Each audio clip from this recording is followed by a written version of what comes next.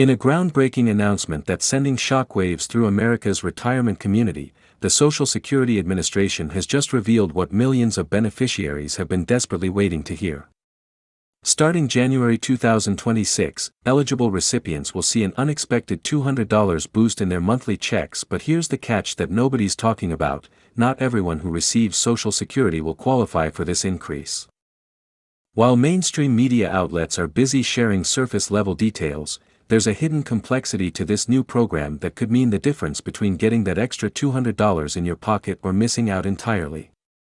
I've spent the last 72 hours diving deep into the fine print, speaking with Social Security experts, and uncovering the real story behind this massive change that's about to impact millions of Americans.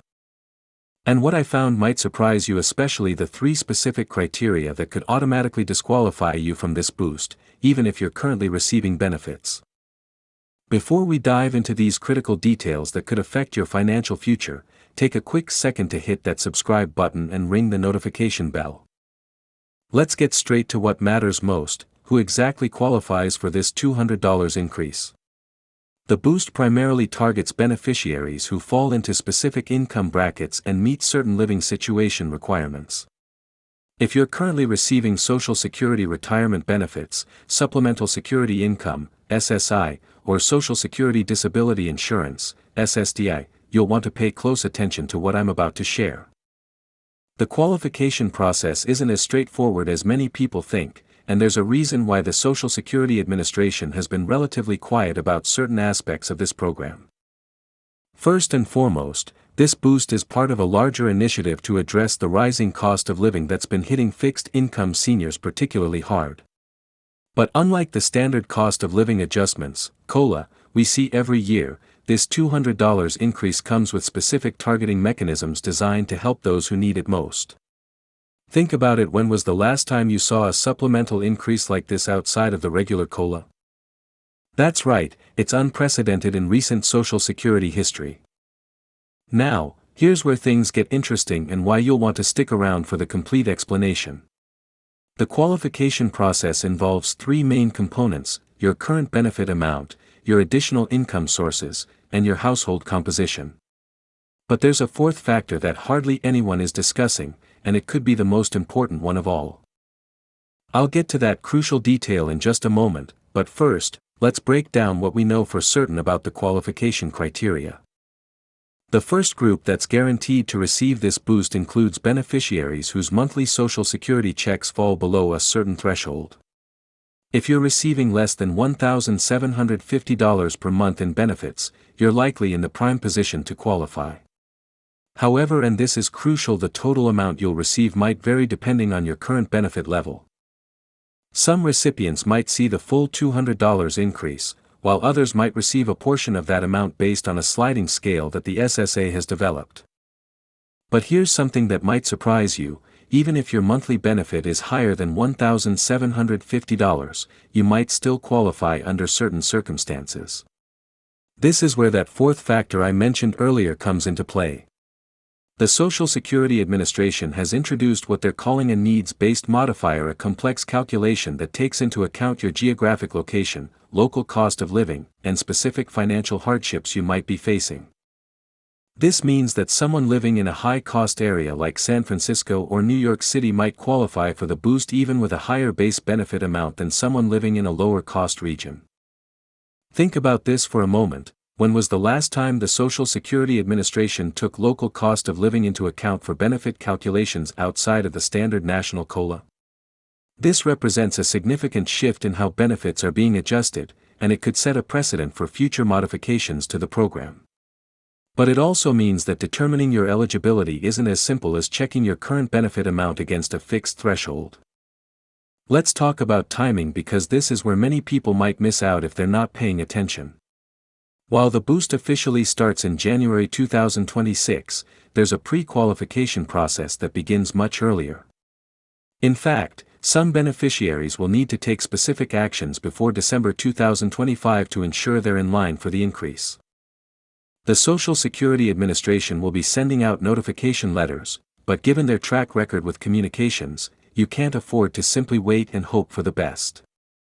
Here's what many people don't realize: the notification process isn't foolproof. In fact, during my research, I discovered that similar past initiatives had notification failure rates of up to 15%. That means potentially millions of eligible beneficiaries might not receive proper notification about their qualification status or required actions. This is why understanding the process and being proactive is absolutely crucial. Now, let's address something that's causing a lot of confusion: how this $200 boost interacts with the regular cost of living adjustment that's also coming in 2026. This is where things get a bit complex, but I'll break it down in a way that makes sense. The $200 boost is entirely separate from the COLA increase. Think of it as an extra layer of support on top of your regular benefits and annual adjustments. However, there's an important caveat that could affect your total benefit amount. The relationship between this new boost and other benefit programs is something you absolutely need to understand. For example, if you're receiving both Social Security retirement benefits and supplemental security income, the calculation becomes more nuanced. Some beneficiaries might see adjustments in their SSI payments as a result of the boost, which could affect the net increase in their total monthly benefits. This is particularly important for those who rely on multiple benefit programs to make ends meet. Here's something that might keep you up at night: what happens if you qualify for the boost initially but your circumstances change? The Social Security Administration has built in what they're calling stability protections measures designed to prevent sudden loss of the boost due to minor changes in your situation. But there are certain triggers that could result in a reduction or elimination of the increase. Understanding these triggers is crucial for maintaining your eligibility. Let's talk about what you need to do right now to protect your interests.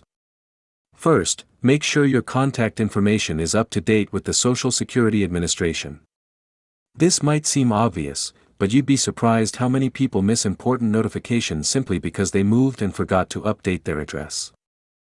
Second, gather documentation of any special circumstances that might affect your eligibility, things like medical expenses, dependent care costs, or housing burden proof if you live in a high-cost area. But here's what's really keeping Social Security experts up at night: the potential impact of this boost on the long-term sustainability of the Social Security Trust Fund.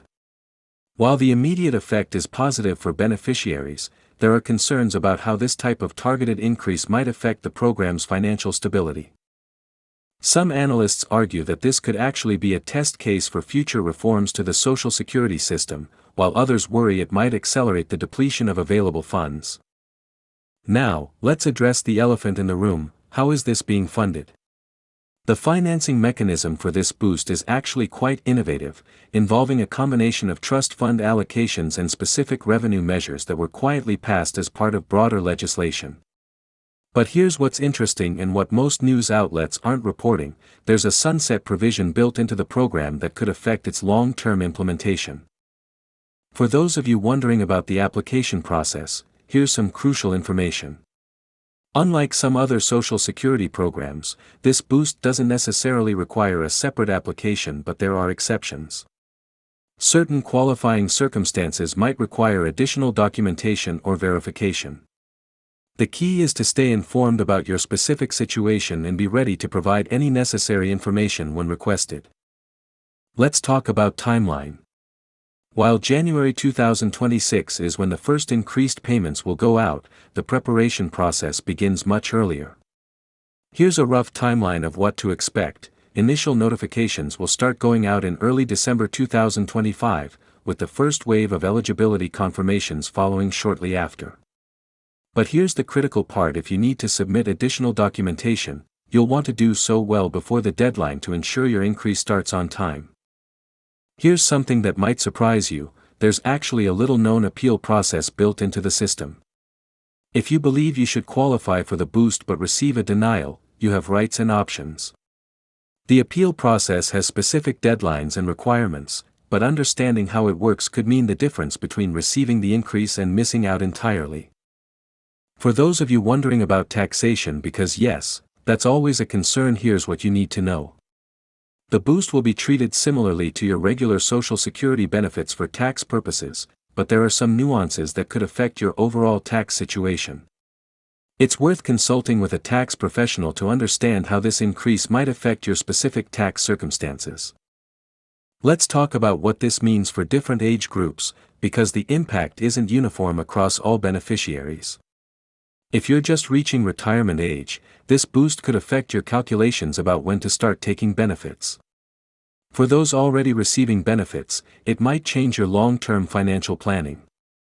And for younger workers paying into the system, it's important to understand how these types of adjustments might affect your future benefits.